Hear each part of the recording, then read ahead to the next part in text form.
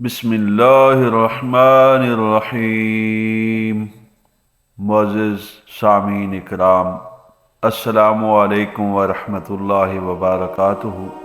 कहा जाता है कि बाअदब बानसीब, और इसमें कोई भी शक नहीं है कि साहिब अदब लोगों ने बहुत कमाल पाया।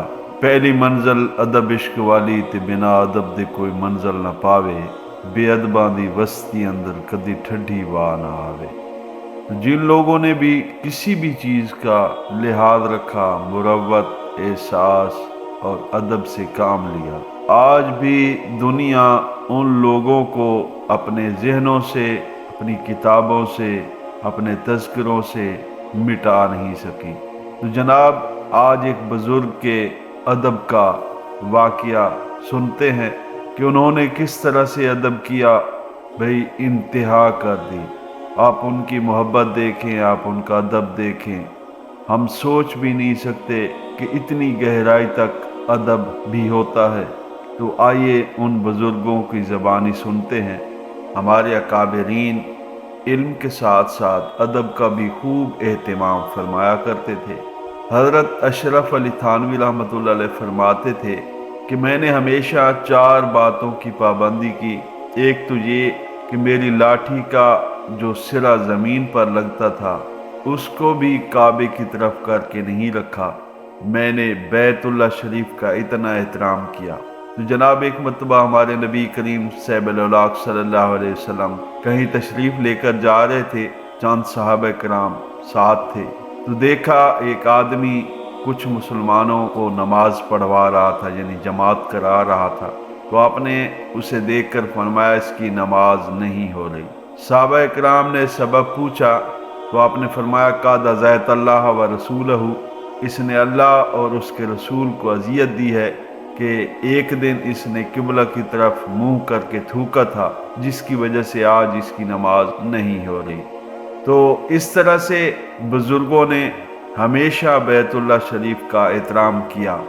आप फरमाते हैं दूसरी बात यह है कि मैं अपने रिज़्क़ का इतना एहतराम करता था कि चरपाई पर बैठता था तो खुद हमेशा पायंती की तरफ बैठता और खाने को सिरहाने की तरफ रखता।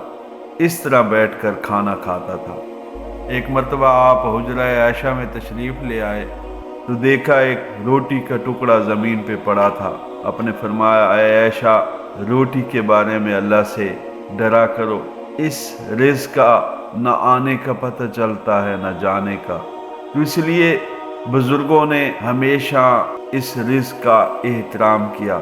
तीसरी बात ये, जिस हाथ से तहारत करता था, इस्तिंजा वगैरह, मैं उस हाथ में पैसे नहीं पकड़ता था, क्योंकि ये अल्लाह का दिया हुआ रिज़्क़ है। और चौथी बात यह है कि जहाँ मेरी किताबें पड़ी होती थी, मैं अपने इस्तेमाल शुदा कपड़ों को इन दीनी किताबों के ऊपर कभी नहीं लटकाया करता था। तो सुभान अल्लाह, बुज़ुर्गों ने अदब ऐसा किया कि आज भी उनका नाम जिंदा है, आज भी उनका काम जिंदा है। हम सबको भी चाहिए कि हमेशा अदब का लिहाज रखें, चाहे वो बड़ों का हो, चाहे वो किबला का हो, किसी भी सूरत में बेअदबी ना होने पाए, क्योंकि हम सब जानते हैं कि बाअदब बानसीब। तो अल्लाह तबारक व तआला हमें अदब करने की तौफीक अता फरमाए।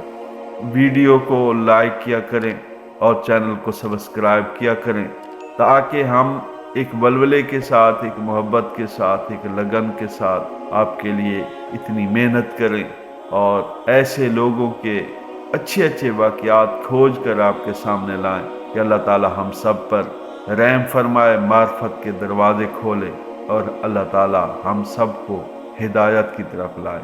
तो इस मामले में आपका ताउन दरकार है। उम्मीद है आप मोहब्बत से नवाजेंगे।